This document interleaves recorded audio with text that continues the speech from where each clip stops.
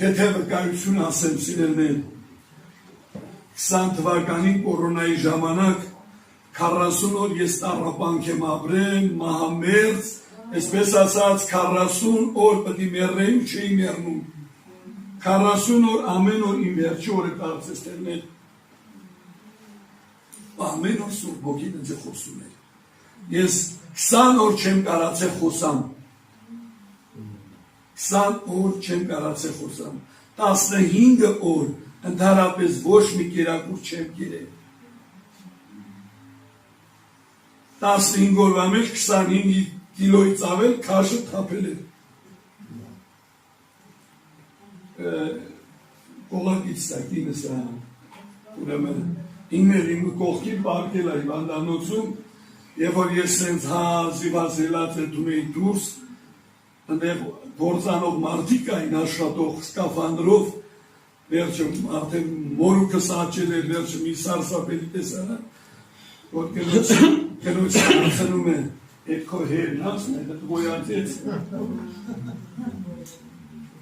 Այդ տառապանքի ճանապարհի սիրելիներ,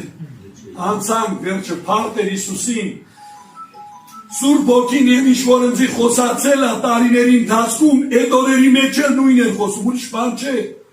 Ասում է, ես քեզ հետ կլինեմ նեղության մեջ, քեզ պետք է պահեմ, քեզ պետք է վերջապես երկար օրերով միշտացնեմ եւ իմ փրկությունս քեզ պետք է ցույց տամ։ Եվ որ ես խոս եկավ, ասի, ուրեմն այդ հարուս վախտը չի։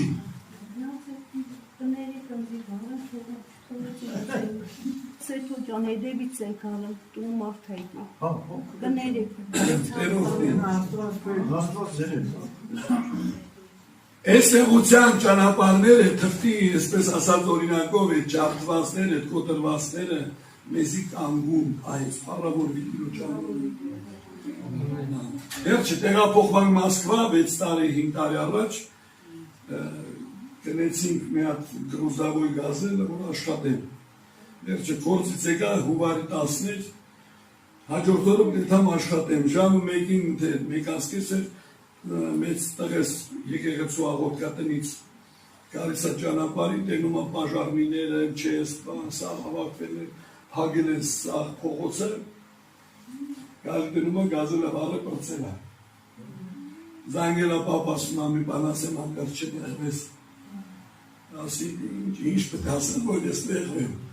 Ամեր գազելը վառը պրծել է, գնաց տենան պաժարմիները, շլանգները հավքում են, արդեն դեթան։ Հիմա, ասում, փարդի, իրականում տերը տվետ, էվն էլ տարել է, փառավոր